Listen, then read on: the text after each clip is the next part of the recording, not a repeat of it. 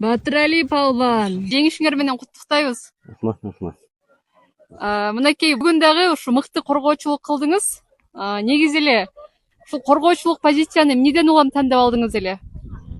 Bunun zaten emniyete çakın нападение.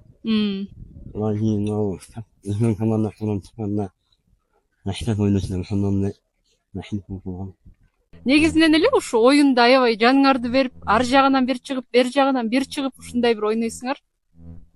Команда үчүн аябай бул берилгендик болсо керек, э? Oyunda namusla Raşit oynuyorsa, ошого hareket kılavuz.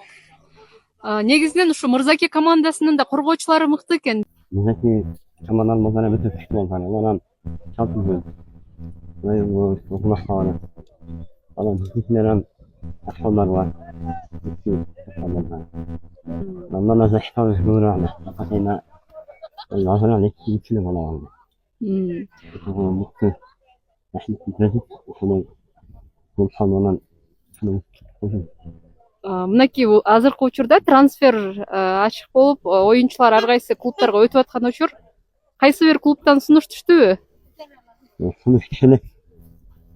Азыркы учурда мынакей өзгөнүн дагы президенти жаңы келип, команда түзөбүз деген бир ниеттер бар. Баягы намыс үчүн деп жигиттер кээде өздөрүнүн жерине ойноп беришет эмеспи? Быйыл өзгөндө ойноо тилегиңиз барбы? Yani komanda tüzüğü hiçbir görürse çakışlar. Öyle. Өзгөн үчүн ойноп бересиз. Ama çakışlar. Негизинен баягы ар бир эле мындай улакчынын балача командада ойносом деген бир кыялдары болот эмеспи? Силер негизи кайсы команданы жактырасыңар? Кайсы командада ойногуңар келет? Biz özümüzün o şoğlaşma komanda olsa ошака чапкан ниеттер бар. Ниетим бар. Эми Ош облусунан достук чыгып жүрчү да буга чейин достукту көмүр тутуп, ошол жакта ойносом дедиңиз беле? Ama күнү тукпаптын мен күнү. Ийгилик каалайбыз анда. Быйыл өзгөндөн жакшы команда чыгып, силерди ошол командада көрөлү. Рахмат.